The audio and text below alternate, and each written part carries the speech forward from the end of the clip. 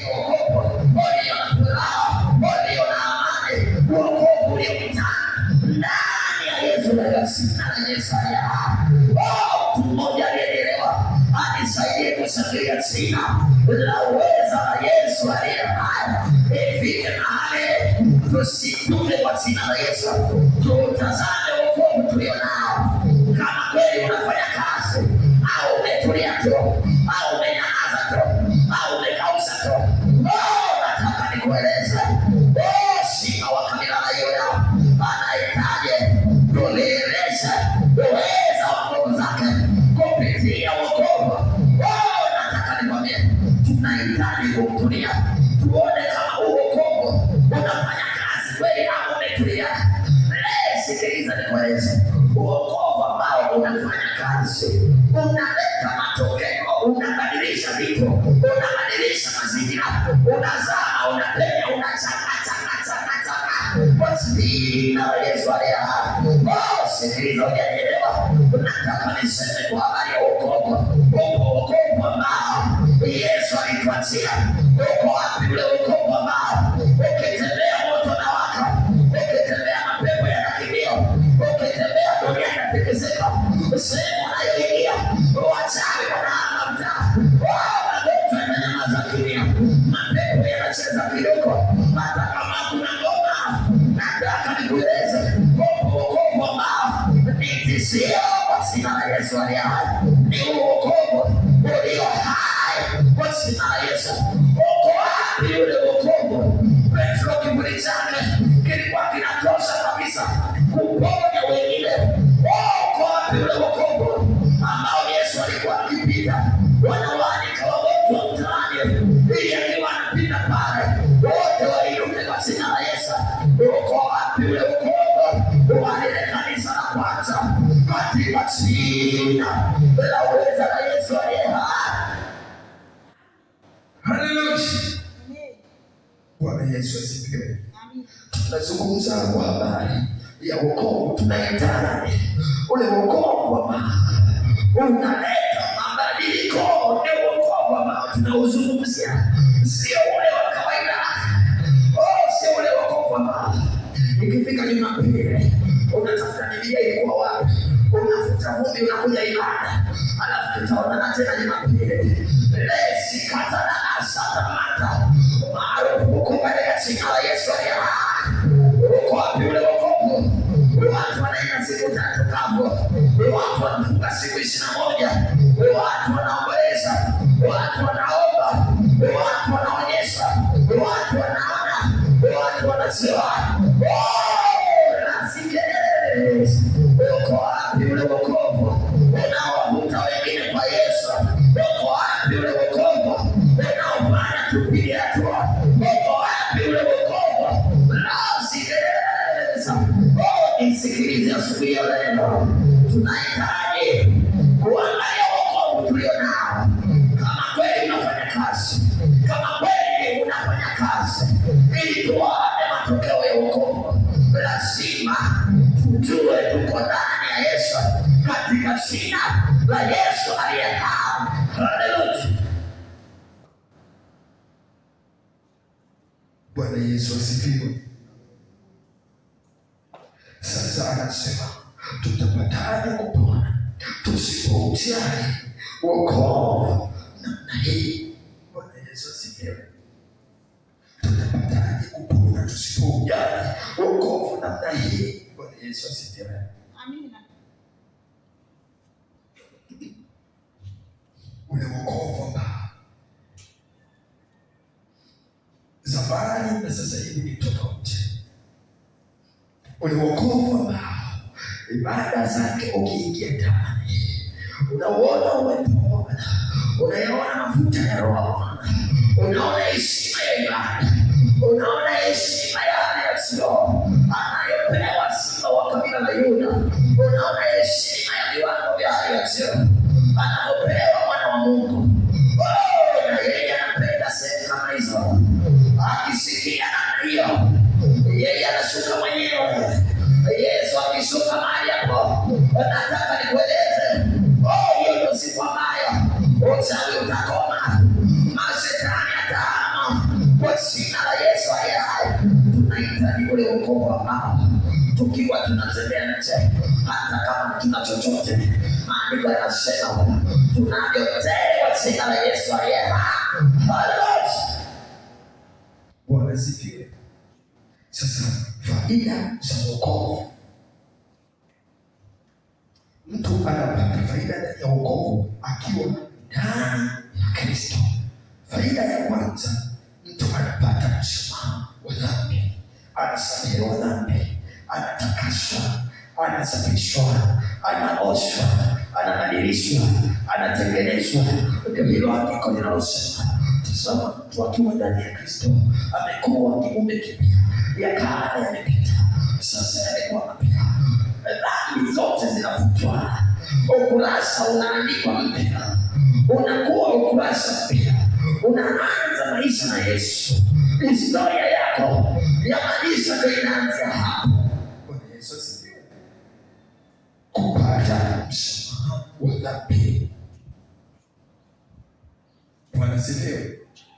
Kupata msamaha wa dhambi, hiyo ndio faida ya kwanza kabisa ya wokovu kwenye maisha yetu. Mtu anasamehewa dhambi, anatakaswa, anasafishwa. Bwana Yesu asifiwe. Lakini faida nyingine ya pili ni kubadilishwa. Bwana asifiwe. Ndio maana nimesema mtu kabla ya kupata wokovu anaweza akawa na maisha magumu sana, anaweza akapitia magumu mengi, lakini akipata tu wokovu anaanza kubadilishwa, anaanza kutengenezwa, anabadilishwa, anatengenezwa. Bwana Yesu asifiwe. Mizigo ile ambayo ilikuwa juu yake inaanza kutolewa mmoja baada ya mwingine, kwa sababu nuru sasa ishaanza kumulika sehemu ambayo lilikuwa giza limetanda. Nuru inaanza kumulika, na nuru ikianza kumulika ndani ya mtu, vile vyote ambavyo vilikuwa vimejificha vinaanza kuonekana. Vikisha kuonekana vinaanza kutolewa nje. Roho wa Mungu anaanza kuvitoa kimoja baada ya kingine. Ndio kazi ambazo anazifanya Roho Mtakatifu akiingia ndani ya mtu. Lazima kwanza anaondoa yale mapando yote yale, anayang'oa ili apate nafasi. Ndio maana tunasema kubadilishwa. Ukiona umeokoka, umepata wokovu, lakini bado haujabadilika, ndio maana nasema ya kwamba unatakiwa kukaa chini kwanza, uangalie wokovu ulionao, kama unaleta matokeo, kama unaleta faida, kama unasaidia chochote. Bwana asifiwe. Haleluya. Tusikae ndani ya wokovu au tusiwe na wokovu wa hasara. Wokovu wetu unapatikana ndani ya Yesu ili uwe na faida, na huu ndio wokovu ambao una faida. Bwana Yesu asifiwe.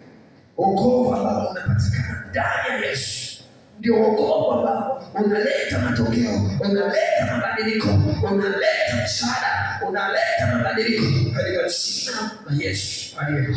Bwana Yesu asifiwe. Sasa mtu huyo unamkuta akishaanza kumpokea Yesu, zile tabia zake za nyuma kabla hajapata wokovu moja inaanza kutolewa, ili abaki Roho Mtakatifu, ili yule mtu aweze kuwa hekalu la Roho Mungu. Bwana Yesu asifiwe. Mtu ambaye ameokolewa ni mtu ambaye anaokolewa, anasafishwa ili awe hekalu la Roho Mtakatifu. Bwana Yesu asifiwe. Haleluya. Ndio maana nasema wokovu tulionao tunahitaji kuangalia kama kweli unatusaidia au bado uko milele. Bwana Yesu asifiwe.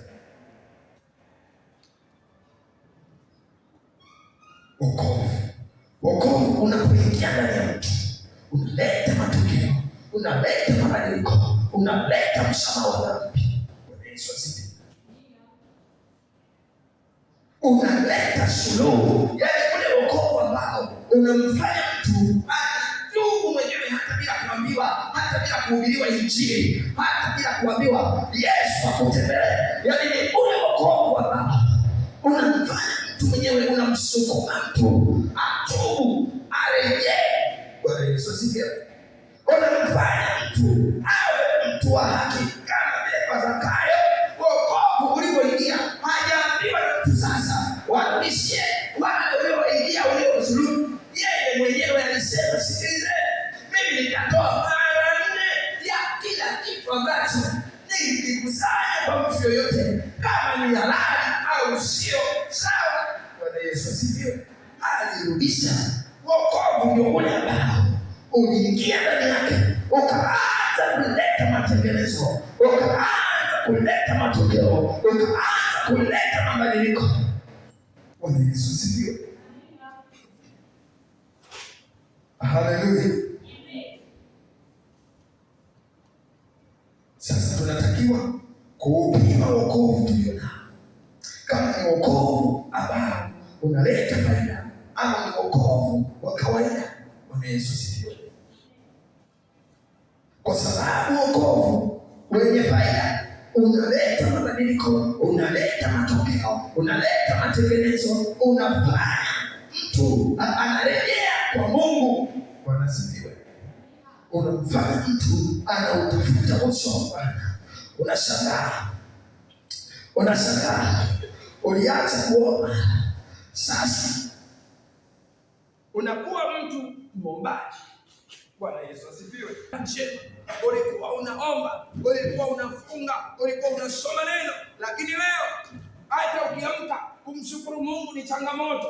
Nataka nikueleze wazi asubuhi ya leo, dalili hizi zinaonyeshwa kuachwa na Roho Mtakatifu.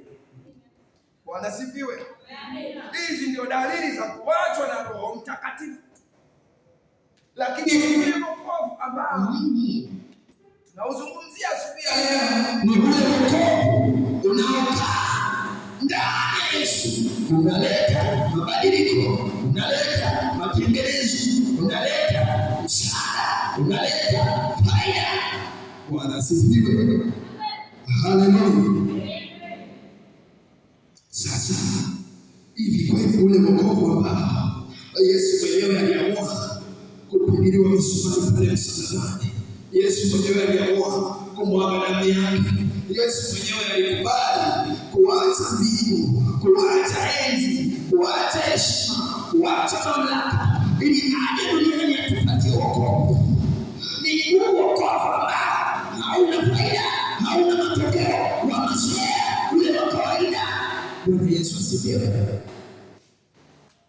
Wokovu ambao Yesu alituletea kwa njia ya msalaba ni ule wokovu ambao anasema mtaweka mikono juu ya wagonjwa nao watapata afya.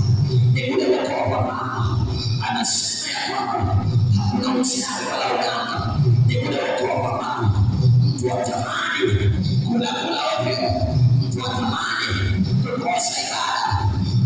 Nataka nikueleze kile chakula cha roho zetu ni neno la Mungu, ni maombi, ni kufunga, ni kutafuta uso wa Bwana. Sasa ili uweze kukabiliana na maisha ya roho, lazima uwe tayari katika roho, uwe mbavu katika roho, uwe jibu la maombi. Bwana asifiwe. Haleluya. Ndio maana kila siku unasomea kwamba shetani hakuogopi kwa sababu umeokoka, umeshika Biblia, unakuja kanisani. Lakini shetani analiogopa vitu vinavyosabato maombi, analiogopa vitu vinavyoomba. Hakuogopi kwa sababu unakuja kanisani. Ikiwa shetani alimfuata Yesu mwenyewe, anamwambia wewe, geuza mawe yawe mkate. Yesu akasema wenzako, sina haja na mikate, sina haja ya hiyo vitu. Yesu akasema kwanza watu hawaishi kwa mikate tu.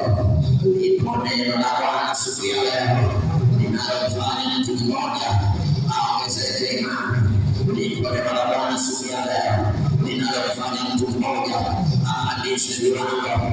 Lipo neno la Bwana asubuhi ya leo linalomfanya mtu mmoja akae ndani ya wokovu, apate ule wokovu, atulie ndani ya wokovu. Lipo neno asubuhi ya leo linalofanya mtu mmoja aongezeke viwango au tafuta uso wa Bwana, akae katika roho. Liwe jitu la maombi, liwe jitu linaloshusha moto, liwe jitu linaloita uwepo wa Bwana katika jina la Yesu aliye hai. Ninasema asubuhi ya leo kwa habari ya wokovu.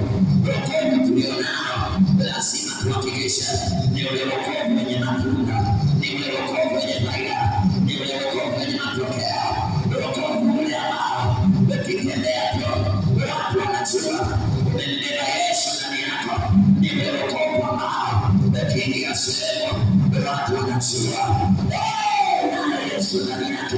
Katika jina la Yesu aliye hai, shangilia jina la uweza la Yesu aliye hai.